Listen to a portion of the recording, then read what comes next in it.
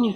Next, invertible matrix. A matrix A of order m by n is said to be invertible matrix if there is n by n matrix B and AB is equals to I, which is equals to B, where I is the identity matrix of order n by n, then B is called the inverse of A and A is inversible. If A is the inverse of B, then B is called invertible matrix. So how to find the invertible matrix? I just consider here with an example. A is equals to A, B, C, D. As we know, inverse matrix can be calculated with the help of adjoint of A divided by magnitude of A. Adjoint of A can be found by interchanging these two elements and making the sign as a 0. And determinant of A is equals to 1 by AD minus B. Determinant of A is AD minus BC. Similarly, here we come to this 3, 4, 5, 6 and find A inverse. A inverse is nothing but adjoint of A, inversible matrix, which is adjoint of A divided by magnitude of the determinant of A. So determinant of A is 18 minus 20, which is equals to minus 2. 1 by that is 1 by minus 2 into adjoint of A. 3, 6 and 3 minus 4 and minus 5 will give you adjoint of A.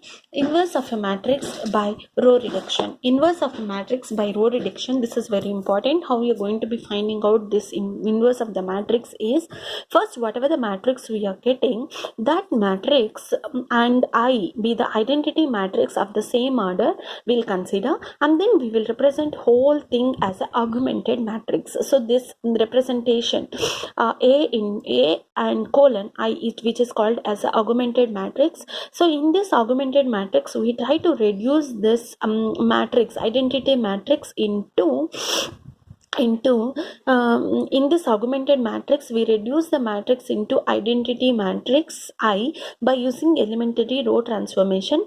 Then the matrix I is transformed into A inverse. So that we are just going to be seeing how we can find out the inverse of the matrix by row reduction. See here, I have considered 3 by 3 matrix. So the same identity matrix I need to consider, which is having 3 by 3 elements here.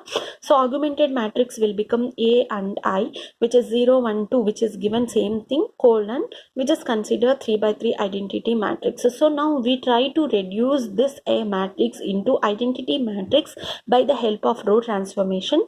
By the time we get this these elements as our identity matrix, here whichever the elements are going to be left out, that is nothing but the inverse of your matrix A. So 0, 1, 2. So as I said you, the first element in a row echelon form in the first row should be 1. So I'm interchanging row 1 and row 2. So every element in the row 1 goes to row 2 and row 2 goes to row 1. Next, row 3. This array means we need to make these elements as identity matrix we should bring. So 0, 0, 1 we should get here. So we try to get a 0. So R3 is replaced with R3 minus 4 or R1. So that we get this. Similarly, R3 has to be, once again, this element also has to be 0. So we got this as a 0.